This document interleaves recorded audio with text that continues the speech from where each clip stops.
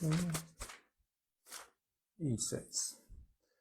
Bueno, estamos conectándonos con los seguidores para comenzar martes del libro en esta cuarta temporada y con algunos detalles particulares. Hoy empezamos un poco más tarde que lo habitual. Tiago Sierra P se ha unido. Bienvenido, Tiago. Soy Rubén, también se unió. Vivi Franco se une. Alejo Rabe se une. Clara se une. Rafael Barrios también se une. Bueno, llegaron todos. Juan Porque, rayita abajo, DJQ también se unió. Esperemos otro y arrancamos. Hoy empezamos 9:30 por dos razones. La primera, porque estábamos viendo los partidos de Copa Libertadores. Y lo segundo, porque quienes se hayan conectado hace 8 días se van a dar cuenta enseguida que el martes del libro de hoy es el mismo martes del libro de la semana pasada. Y van a decir, pero ¿cómo va a repetir el martes del libro? Lo voy a repetir porque la semana pasada cambió la configuración de Instagram y cambió la configuración del iOS en el teléfono. Y a partir de la semana pasada, yo no sabía, ya no quedaba grabado automáticamente el directo para ponerlo como reel. Entonces, hice el martes del libro la semana pasada y infortunadamente se perdió, no quedó grabado y quería que quedara grabado por varias razones. Primero, porque es un homenaje a un escritor que, como les decía hace 8 días, admiro demasiado y es uno de mis escritores de cabecera, de mis maestros silenciosos con las letras. Entonces quería que quedara grabado y además, pues para poder tener la secuencia de todos los martes del libro, porque se habían perdido algunos y he intentado recuperarlos y de pronto repetiré uno o dos de los 4 que se perdieron para tener todos los martes del libro que se han hecho en las 4 temporadas. Así que comenzamos martes del libro y vamos a hablar hoy de un escritor que fue periodista y fue periodista escritor y nunca se salió del periodismo, siempre escribió textos periodísticos, grandes reportajes, grandes historias. Es un escritor colombiano que se llama Germán Castro Caicedo, un verdadero maestro, reportero, cronista, hizo todo el camino, trabajó en el periódico El Tiempo, dirigió Enviado Especial, un programa de investigación periodística en RTI Televisión, por allá cuando la televisión no tenía estos canales privados y demás, y luego se pasó al lado de la escritura de textos periodísticos a partir de grandes trabajos de investigación y logró mantenerse en ese campo y establecer lo que yo considero es un método de trabajo para el periodismo investigativo. El texto que escribió 26 textos periodísticos, si no estoy mal, el primero de ellos fue en el 76, que se llamó Colombia Amarga, y en el 2013 escribió este libro, que es el que vamos a trabajar hoy, que se llama Sin Tregua, de Germán Castro Caicedo. Creo que era el único, o de pronto creo que me falte otro, de todos los textos de Castro Caicedo, era de los poquitos que no me había leído y me lo leí la semana pasada pensando en ese martes del libro. ¿Qué es importante tener en cuenta en Castro Caicedo? Pues primero que nunca abandonó el periodismo, nunca se fue a la ficción y eso tiene un valor en medio de muchas cosas. Lo segundo es que escribió problemáticas, denuncias, narrativa de los problemas que vive el país, que si uno leía Castro Caicedo del 76 hasta sus últimas publicaciones por allá en el 2010, uno entiende que las problemáticas de Colombia como país pareciera que fueran las mismas y que lo único que cambian son los nombres, los apellidos, los protagonistas, pero la problemática en el fondo sigue siendo la misma. Un país marcado por una violencia de todo tipo que ha ido cambiando de actores, pero que ha permanecido en la sociedad, que es un país con una sociedad que sufre, que aguanta, que resiste, pero que no toma digamos, acciones para corregir y que de alguna manera termina siendo resignada y acepta, es lo que plantea Castro Caicedo entre todos sus libros y particularmente en Sin Tregua. ¿Cuál fue el método que de alguna manera estableció Castro Caicedo sin que estuviera tratando de buscar construir un método? Pues básicamente era buscar los hechos desde el trabajo periodístico, los hechos diarios, los hechos cotidianos que ocurren en el país, empezar una investigación profunda sobre esos hechos, investigación con documentos, investigación con fuentes, investigación con mucha información estadística, información contrastada, y luego de hacer esa investigación empezar a buscar el sentimiento frente a esos hechos que quedaban en la sociedad, en la gente, en las personas del común. Y luego pasar a la escritura tratando de pintar esos retratos en texto de esas personas, de esas voces, de esos colombianos que sufren y que terminan siendo las víctimas en medio de todos los problemas, pero que son esas voces que a veces el periodismo no pone en escena porque se va a las fuentes oficiales y a la contrastación de los actores protagonistas de los conflictos o de las problemáticas, y se olvidan muchas veces, o nos olvidamos los periodistas, de que los personajes o las personas del común muchas veces son las grandes víctimas y las personas poco escuchadas. En este libro Sin Tregua, Castro Caicedo trabaja algo que me parece maravilloso, porque trabaja dos grandes bloques. El uno lo llama la cara y el otro lo llama la cruz. La cara es la cara del Estado, de un Estado que ha sido despojado de su poder por los grupos al margen de la ley que están controlando un territorio. Y la cruz es la cruz que llevan todas las personas del común, que llevan a sus espaldas, van cargando toda la problemática y van siendo víctimas o del abandono o de la violencia o de tantas problemáticas que generan esos hechos del Estado que abandona a estas sociedades. Entonces hay una crítica a la corrupción del Estado, hay una crítica a la incompetencia de los políticos, de los mandatarios de turno, y hay una también, no digamos crítica, pero sí una muestra de cómo esa sociedad que está marginada, que está sufriendo y que padece los problemas, de alguna manera acepta esa realidad, perdón, sin oponerse mucho a ella. Hay muchos datos y muchas cifras y hay pequeñas historias que tratan de respaldar esa línea. Eso es básicamente lo que plantea el libro en esos dos capítulos, pero ya les voy a contar cuál es la historia. Castro Caicedo encuentra que en el departamento del Arauca, que es un territorio muy rico en petróleo, en recursos naturales y en gas, hay una lucha de poderes entre los grupos paramilitares y los grupos guerrilleros. Estamos hablando de una publicación del 2003. Por eso dije que uno mira estas historias de Castro Caicedo y las traslapa en tiempo, y uno podría ir a esos territorios y encontrar una problemática igual, de pronto con algunos actores diferentes. Entonces el departamento de Arauca, para ese tiempo en que publica Castro Caicedo la obra, es un territorio que está plagado de guerrilla, pero que está también plagado de paramilitares que se han enriquecido con las regalías del petróleo y con los chantajes y los manejos que de manera violenta y de manera fuerte, me dicen que no se está oyendo, yo creo que sí se está oyendo, que me confirman si sí se está oyendo para seguir con el martes del libro, porque yo veo que el micrófono está prendido y que está activado aquí. Si alguien no está oyendo es que no le ha puesto volumen allá.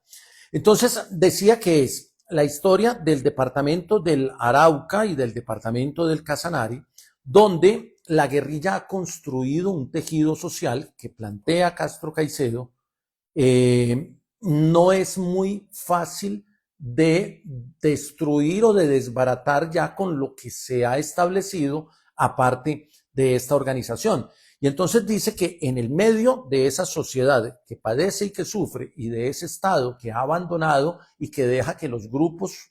al margen de la ley sean los que controlen, que en el medio de esto está ese círculo cercano al presidente de la República, que ustedes pueden buscar básicamente quién era, que eran los que desaparecían los impuestos y trataban de dejar desesperadamente al país sin el gas natural, que era el recurso nuevo que aparecía en este departamento y el que podía de pronto generar una gran riqueza, pero que no lo hacía por esos manejos que se le daban desde esos círculos de poder cercanos al presidente de la época. Entonces, ¿cuál es el asunto, digamos, de fondo? Que hay un Estado corrupto, unos grupos al margen de la ley, unos recursos naturales, el petróleo y el gas, y una sociedad que no logra recibir los beneficios que debería excluir por el asunto del manejo que le dan esos grupos juntados con el Estado corrupto y con un sistema financiero que es perverso y que genera más pobreza general y que es poco lo que ayuda a los habitantes de la región. Entonces, sin tregua, por eso tiene la cara y la cruz, la cara del Estado y la cruz que lleva el pueblo. La idea de fondo es mostrar cómo los diferentes poderes, el poder político, el poder militar, el poder de las armas, el poder económico, el poder de la guerrilla, el poder financiero, todos esos poderes van destruyendo la vida cotidiana de los colombianos comunes y no están aportando a su desarrollo teniendo la gran producción de recursos que tiene ese departamento por allá en esos años. Entonces, ese es como el asunto de fondo. El libro comienza entrando de lleno en los llanos orientales, especialmente en el departamento del Casanare y en el departamento de Arauca, región petrolera, región en guerra, entre guerrilla y paramilitares, estamos hablando de historias del 2002, hay miedo, hay tensión armada, hay una corrupción de fondo en el gobierno y hay unas regalías que son multimillonarias que se generan por la producción de recursos naturales que se van directamente a las manos de los ilegales para alimentar a esos grupos que están enfrentados y para beneficio de algunos particulares que en medio de la corrupción también logran un gran beneficio y establecen unas redes de poder político y de poder económico que terminan enredando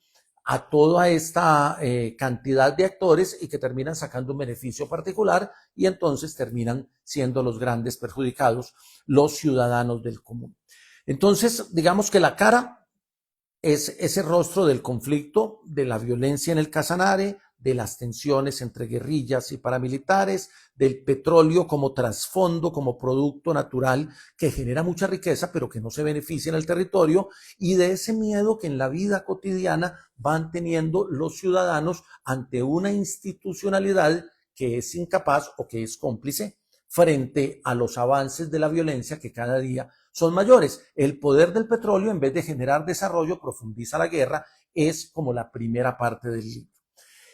Hay unas alianzas estratégicas, ese es como un capítulo particular, o sea, cada bloque, la cara y la cruz, tienen una capitulación. Hay un capítulo que se llama Alianza Estratégica y lo que muestra es cómo hay unas conexiones, ojo, es trabajo de investigación periodística y lo demuestra con documentos, con hechos, con fuentes concretas. Cómo hay unas conexiones entre el sector político de la época, el empresariado, que está en el lado de la producción y la explotación de los recursos naturales, y los actores armados. Y cómo hay unos pactos ocultos en el territorio que hacen que la guerra termine siendo un gran negocio, porque en medio de ese desorden que genera la guerra, los que tienen intereses particulares pues aprovechan para sacar su beneficio. Hay un capítulo que se llama la pesca milagrosa, que trata de mostrar, pues claro, esos retenes guerrilleros, donde todos conocemos ese modus operandi,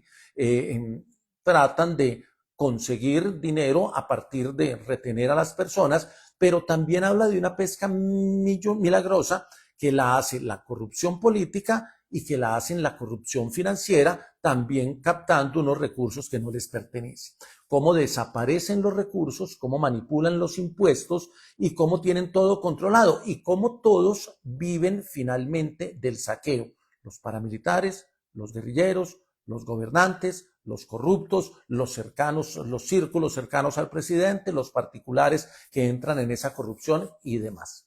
Hay otro capítulo que se llama El cruce de la vaca negra, que es donde muestra cómo la población civil está atrapada en medio de amenazas, de desplazamientos, de asesinatos, de mucha violencia, y cómo la ley de las armas es el verdadero gobierno en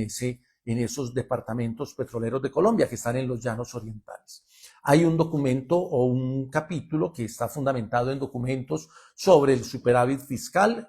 tratando de no contar esa historia del superávit fiscal desde el lenguaje técnico de la economía, sino tratando de mostrar ese resultado fiscal que genera unos recursos multimillonarios y cómo frente a eso está la tragedia humana del día a día de los colombianos. Estoy comentando Sin Tregua, de Germán Castro Caicedo, para los que apenas han llegado. Hay un capítulo que se llama El Paseo Millonario, que muestra cómo hay unos intereses detrás del gas, que en ese momento era el recurso natural que empezaba a explotarse en los llanos orientales, a la par del petróleo, pero apenas estaba empezando el apogeo de la explotación del gas, y cómo hay unos intereses particulares de unos círculos de poder cercanos a los gobernantes del momento, particularmente a la presidencia, que tratan de sacar beneficio y de tomar el negocio para ellos, afectando obviamente lo que puede significar esto para la sociedad. Y luego viene el otro capítulo o el otro gran bloque del libro, que es el que se llama La Cruz, que yo creo que es donde está la esencia del libro. Lo otro tiene una documentación que obviamente preocupa, que lo deja uno como bien rayado frente a esa realidad de ese país del 2002, que hoy no creo que haya cambiado mucho. De pronto cambiaron los nombres de los actores. Y entonces empieza el capítulo que se llama La Cruz, que es donde muestra la cara humana del conflicto, que entre otras cosas, Castro Caicedo en Colombia, ya lo habían hecho los periodistas literarios en los Estados Unidos, desde los periodistas narrativos, por allá sesenteros, setenteros, Norma Sims,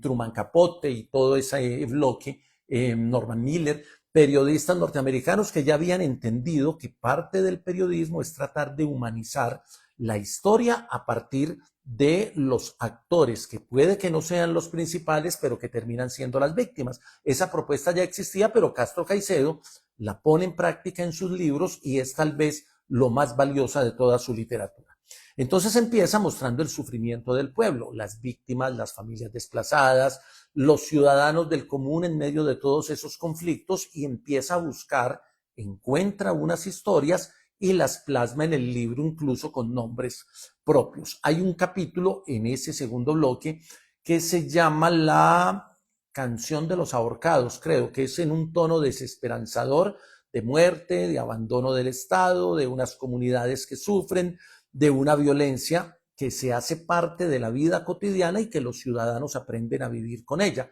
Alguien dijo por ahí, creo que fue el mismo Castro Caicedo, que los colombianos aprendimos a vivir con el miedo y que nos fuimos aceptando esa realidad tan violenta que le hicimos parte de la vida común, de la vida diaria y común de cada una de nuestras ciudades. Entonces, humaniza la historia con tres personajes, que son tres capítulos finales en el libro. Hay una historia que se llama Lina María. Lina María es una chica, una señora, con una historia humana profunda que está contada en el libro, donde sus emociones, que van desde el miedo, desde las ganas de denunciar, pero no atreverse, y desde la pérdida, porque ha perdido a gran parte de su familia, al igual que unas emociones fuertes por los enfrentamientos militares o armados que vive, se reúnen en un solo personaje, que es Lina María. Hay otra que se llama Silvia, que es la historia como de todas esas víctimas femeninas de la violencia y de la pobreza en Colombia, que sufren silenciosamente, porque si alguna cosa tiene el conflicto es que hace que la mujer sufra y cargue silenciosamente con ese conflicto a cuestas, con la ilusión de salir, con la ilusión de sobrevivir y con la esperanza no perdida de poder seguir adelante. Por eso esa historia refleja tanto la realidad de las mujeres en Colombia. Y hay una última historia que se llama Luisa. Y Luisa es la historia de la persistencia, es la mujer que intenta sobrevivir en un país totalmente fracturado, que intenta sobrevivir en medio de la tragedia y que cada día que ella vive queriendo salir adelante, la tragedia la sigue persiguiendo y ella sigue viviendo en medio del conflicto, y simplemente van cambiando las formas de la violencia, pero ella nunca logra salir de ese círculo. Entonces, Sin tregua, de Germán Castro Caicedo, es un libro que finalmente le muestra a uno el agotamiento moral y social que vive el país del 2002. Quedó como muy a propósito hacer esa lectura para esta semana, que es una semana definitiva para el país. Y es un libro que muestra de alguna manera muy apocalíptica y dramática, diría yo, pero es una mirada periodística, que no hay como soluciones viables ni reconciliaciones posibles en el corto tiempo, por una razón elemental, porque todos los que están involucrados en este libro, a excepción del ciudadano común, tienen un interés particular de enriquecimiento a partir de los recursos, que en este caso son el petróleo y el gas. Puede que hayan cambiado los recursos o las formas o los elementos con los que buscan la riqueza, pueden que hayan cambiado un poco los actores y los grupos que están enfrentados, digamos, en armas en esta historia de Castro Caicedo, pero la población común de Colombia sigue siendo la víctima de este conflicto armado.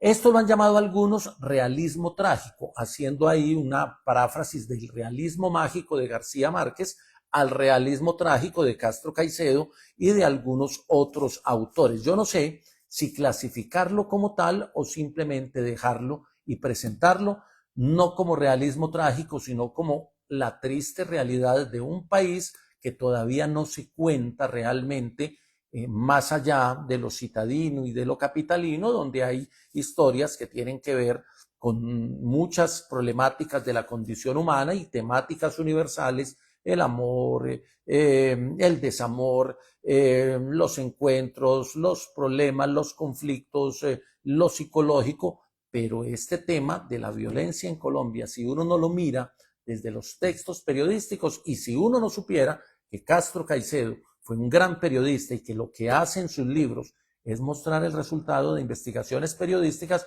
uno podría creer que le están contando ficción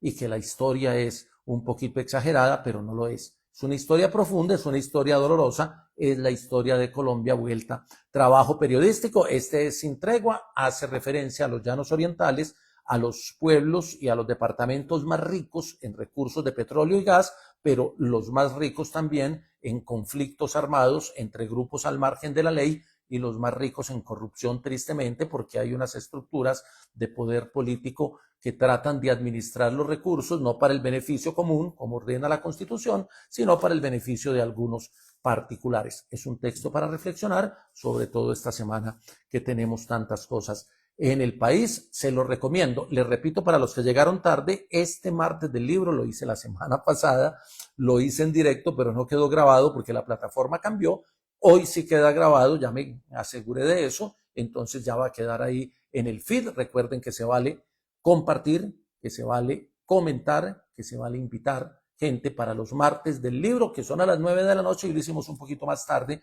por un tema de programación de fútbol y otros detalles que les conté al principio del directo. Nos vemos dentro de 8 días en martes del libro. Como ya metí uno de contenido fuerte, de pronto traigo otro más literario que empecé esta semana y que me está encarretando porque es una historia un poquito más sutil. A todos muchas gracias, nos vemos en el próximo martes del libro. Ya saben, le pueden dar, a partir de la próxima semana voy a empezar a subir todos los martes del libro al canal mío de YouTube, que es @JohnJaimeOsorio. Ya subí todas las clases que tenía grabadas por ahí sueltas, algunos videos documentales que tenía de historias personales o de narraciones deportivas, y ya subí también las charlas de Jota, las que hicimos, que fueron académicas, que las hicimos en la pandemia, que hicimos 42 charlas sobre temas diversos. Entonces estoy armando el canal con todos los recursos audiovisuales que he trabajado a lo largo de la historia. A partir de la próxima semana voy a empezar a subir